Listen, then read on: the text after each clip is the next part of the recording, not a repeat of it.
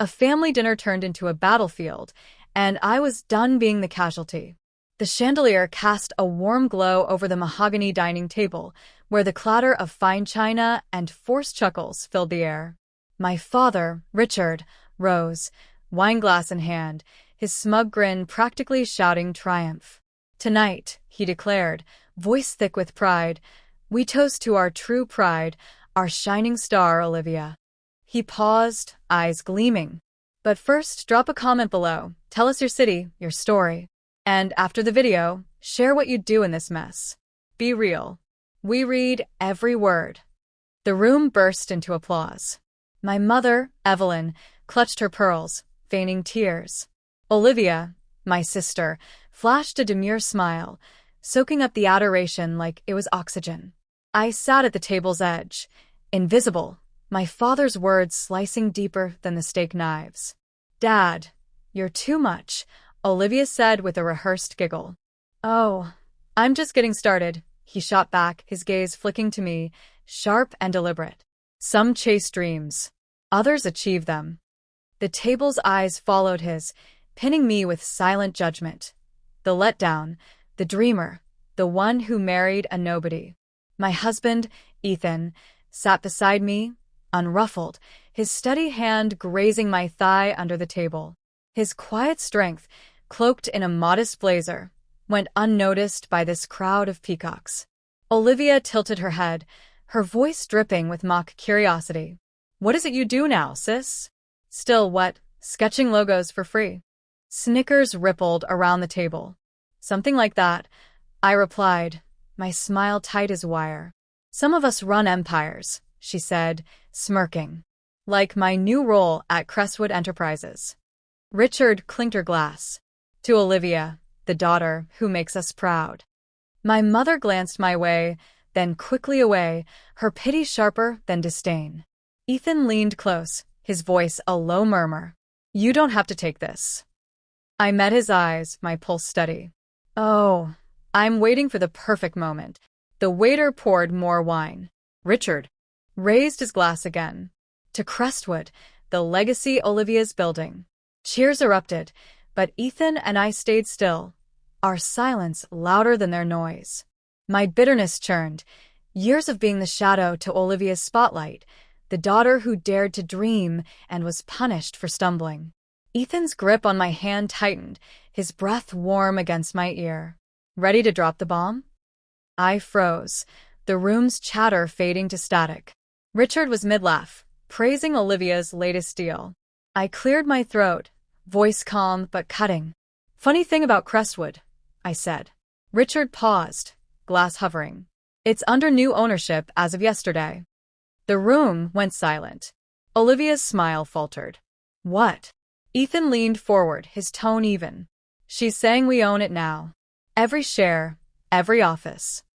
Richard's glass hit the table hard. "You're bluffing." I tilted my head, savoring the moment. "Check your email Monday. We'll see you at the board meeting." Olivia's face drained of color. My mother's pearls seemed to choke her. For the first time, I felt the air shift in my favor. The next morning, my phone lit up, missed calls from Richard, texts from Olivia begging for clarity. Ethan sipped his coffee unfazed. "They'll come crawling," he said. "Arrogance always cracks." Sure enough, the doorbell rang. Richard stormed in, waving a contract, Olivia trailing behind, her designer heels clicking with defiance. "You think you can humiliate me?" Richard roared. "Humiliate," I said, calm as ice. "I just bought your empire. Come in, let's talk."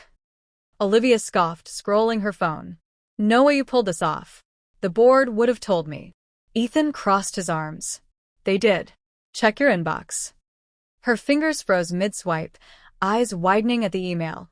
Crestwood ownership transfer. Richard's voice shook. "You schemed behind my back. You taught me to survive," I said. "You mocked my art, my failures.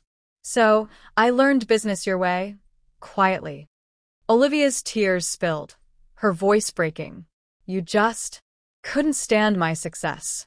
"No," I said, stepping closer. "I couldn't stand your cruelty." Ethan's voice cut through. "We didn't buy Crestwood to destroy you. We bought it to fix what your ego broke.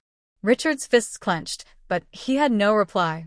For the first time, I saw fear in his eyes. They left without a word, the door slamming like a gavel. Monday's board meeting was electric. Crestwood's sleek office gleamed, but the tension was thicker than the city fog outside. Richard and Olivia sat at the table's end, diminished. Ethan spoke first, voice steady. As majority shareholders, we're here to set a new course. Olivia snapped, "You can't just take my company." Ethan's eyebrow lifted. "We already did." A few board members stifled laughs. Richard stood, voice thundering.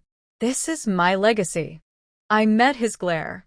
"Your legacy was built on favoritism and fear. I'm here to make it fair." The CFO spoke up. "With respect, Olivia, profits have tanked under your watch." Her jaw dropped. I leaned in. "I've studied Crestwood for years. You squandered resources on perks while employees struggled. That changes now." Richard's voice was venom. "You'll ruin everything." "No," I said softly. "I'm not you. You'll stay on as advisors for now." The board applauded, a slow wave that grew deafening. Olivia stared at her hands. Richard sank into his chair, deflated. Weeks later, headlines sang, "Crestwood's new vision, a female leader's revolution." But envy doesn't sleep. Late one night, my phone rang. Olivia's voice, sharp with spite. "You think you've won? They'll turn on you. I'll make sure of it."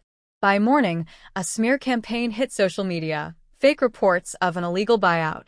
Ethan's jaw tightened. "She's desperate." I called a press conference, stepping into the spotlight with proof. Contracts, emails, the former CEO's testimony praising our deal. "Truth outruns lies," I said, eyes scanning the crowd. There, in the back, Olivia stood, her sunglasses not hiding her trembling lips. "Family teaches us hard lessons," I added. "Mine taught me to rise above pride." The applause was deafening. Olivia slipped away, a shadow fading. That night, Ethan handed me a key, not to a car but to a new office. "For your company," he said. "No more shadows." I looked out at the city, its lights steady and bright. Success wasn't beating them, it was outgrowing them. "Let's build something honest," I said. He nodded. Together. The wind carried the weight of the past away, leaving only the future, ours to shape.